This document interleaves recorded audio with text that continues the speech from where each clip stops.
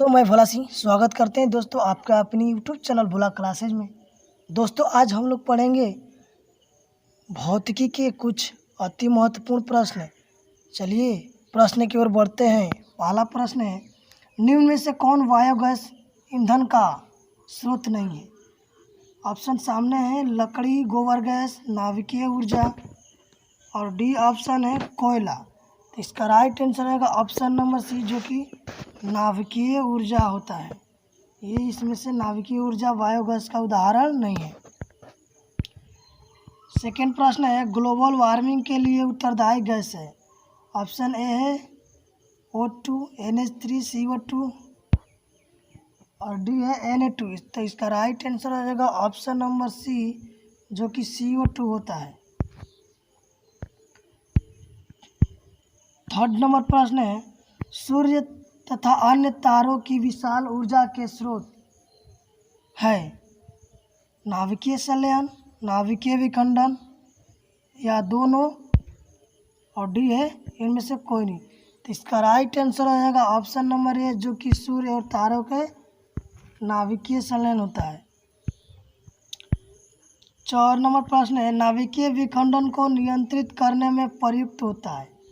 नाभिकीय विखंडन को नियंत्रण करने में प्रयुक्त होता है। ए लोहे का छड़, बी स्टील का छड़ और सी है कैडमियम का छड़ और ऑप्शन डी है एल्युमिनियम का छड़। तो इसका राइट आंसर आएगा ऑप्शन नंबर सी, जो कि कैडमियम का छड़ होता है।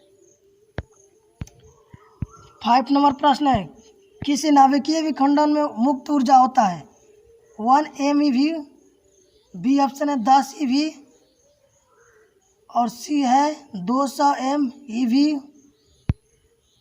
और डी है 10 kV। तो इसका राइट आंसर रहेगा ऑप्शन नंबर सी, जो कि 200 MeV होता है। 6 नंबर प्रश्न है, ऊर्जा का सबसे अधिक प्रत्यक्ष एवं विशाल स्रोत है क्या है? ऑप्शन आपके सामने है, ए कोयला, बी बिजली, सी सूर्य और डी ऑप्शन है आपके सामने परमाणु बम।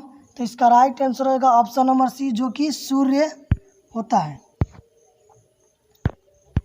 7 नंबर प्रश्न है, बक्सानुमा और कुकर में 3 से 4 घंटे के में अंदर ताप हो जाता है 0 से 100 डिग्री सेल्सियस, 100 डिग्री सेल्सियस से 140 डिग्री सेल्सियस, सी है 140 डिग्री सेल्सियस से 200 डिग्री सेल्सियस और डी है 200 डिग्री सेल्सियस से 1000 डिग्री सेल्सियस। तो इसका राइट आंसर है ऑप्शन नंबर सी, जो ऑप्शन नंबर बी हो जाएगा इसका 100 डिग्री से 140 डिग्री सेल्सियस। 8 नंबर प्रश्न है, पवनों का देश कहा जाता है? पवनों का देश कहा जाता है, ए है भारत, बी है फिनलैंड, सी डेनमार्क और डी है अमेरिका। तो पवनों का देश कहा जाता है डेनमार्क, ऑप्शन नंबर सी। पवन विद्युतीय जनित्र में पवन की चाल कम से कम कितनी होनी चाहिए? ऑप्शन ए 15 किलोमीटर प्रति घंटा, बी 150 किलोमीटर प्रति घंटा और सी है 1.5 किलोमीटर प्रति घंटा और डी है 1500 किलोमीटर प्रति घंटा। तो इसका राइट आंसर आ जाएगा 15 किलोमीटर प्रति घंटा, ऑप्शन नंबर ए। 10वां प्रश्न है, जीवाश्म ईंधन का उदाहरण है। जीवाश्म ईंधन का उदाहरण है, ए कोयला, बी लकड़ी, सी गोबर गैस और डी है ये सभी। तो इसका राइट आंसर होगा ऑप्शन नंबर डी, जो कि ये सभी जीवाश्म ईंधन का उदाहरण है। 12वां प्रश्न है, प्राचीन काल में उसमें ऊर्जा का सबसे अधिक सामान्य स्रोत था। ए घास, बी लकड़ी, सी पवन और डी बहता जल। तो इसका राइट आंसर हो जाएगा बी, जो कि प्राचीन काल में ऊर्जा का स्रोत लकड़ी, ईंधन का स्रोत लकड़ी था। 12वां प्रश्न है, कार्य करने की क्षमता को कहते हैं? कार्य करने की क्षमता को कहते हैं बल, शक्ति, ऊर्जा, ईंधन। तो इसका राइट आंसर होगा ऑप्शन नंबर सी, जो कि ऊर्जा कहते हैं। कार्य करने की क्षमता को ऊर्जा कहते हैं। 13वां प्रश्न है, गोबर गैस एक प्रकार की है। ए ऑप्शन है प्राकृतिक गैस, बी बायोगैस, सी लकड़ी और डी चूल्हा तो इसका राइट आंसर रहेगा ऑप्शन नंबर बी, जो कि गोबर गैस एक बायोगैस का उदाहरण है। 14वां प्रश्न है,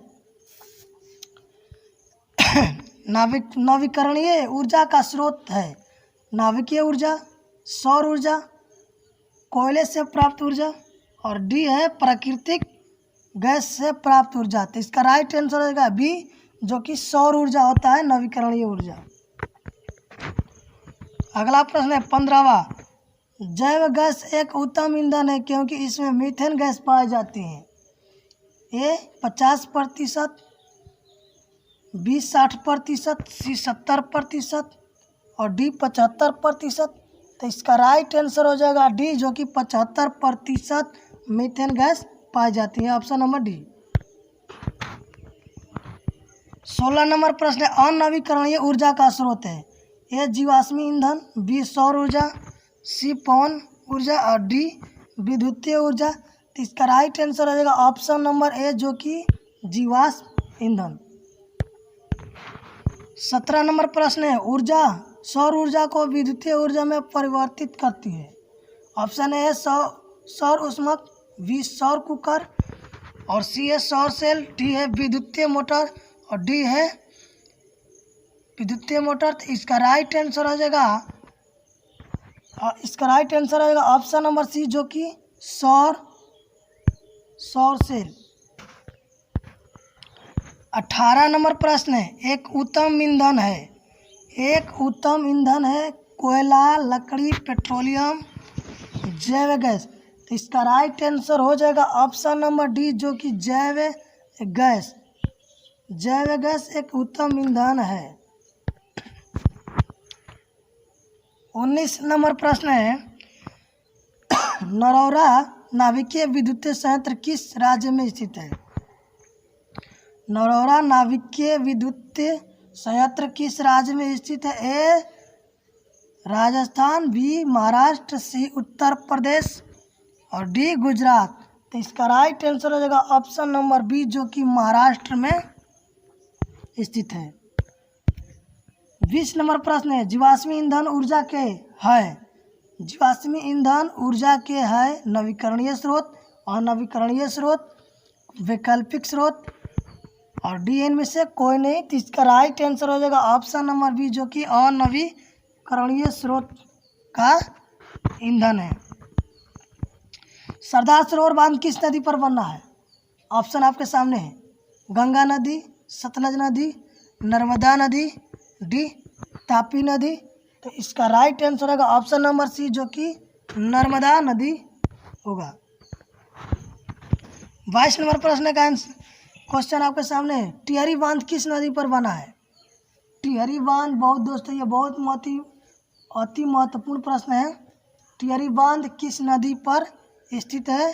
गंगा नदी पर, बी सतलज नदी पर, सी जमुना नदी पर और डी नर्मदा नदी पर। तो इसका राइट आंसर होगा ऑप्शन नंबर ए, जो कि टिहरी बांध किस नदी पर बना हुआ है। इसका राइट आंसर होगा ऑप्शन नंबर ए, जो कि गंगा नदी पर बना हुआ है। 22 नंबर प्रश्न का आंसर हो जाएगा ए, गंगा नदी। नेक्स्ट प्रश्न है,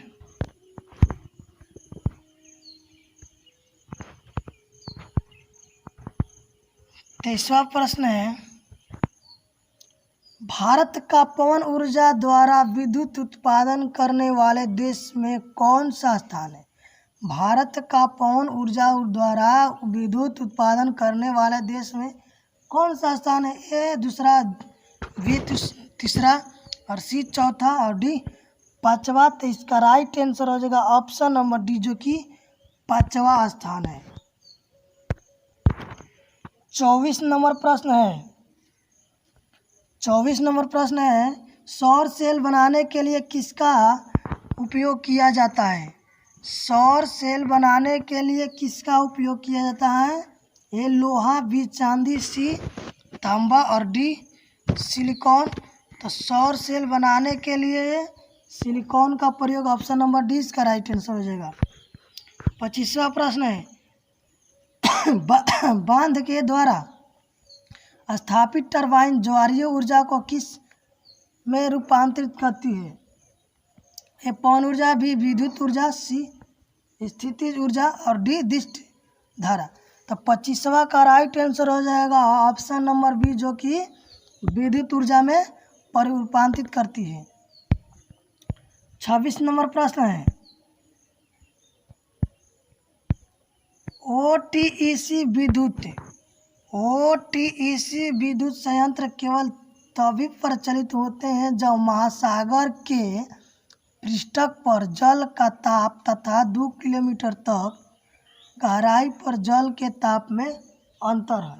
ऑप्शन है 10 डिग्री सेल्सियस का, बी 15 डिग्री सेल्सियस का, सी 20 डिग्री सेल्सियस का और डी 25 डिग्री सेल्सियस का।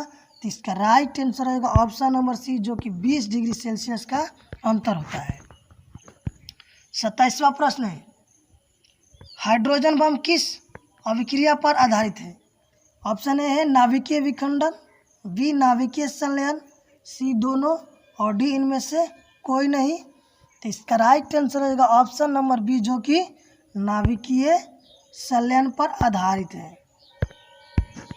28वां प्रश्न है, तारापुर नाभिकीय विद्युत संयंत्र किस राज्य में स्थित है? महाराष्ट्र, राजस्थान, तमिलनाडु, गुजरात। तो इसका राइट आंसर जल्दी दीजिए।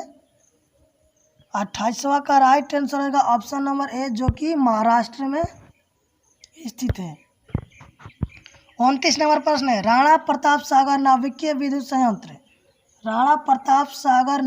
विद्युत संयंत्र किस राज्य में स्थित है?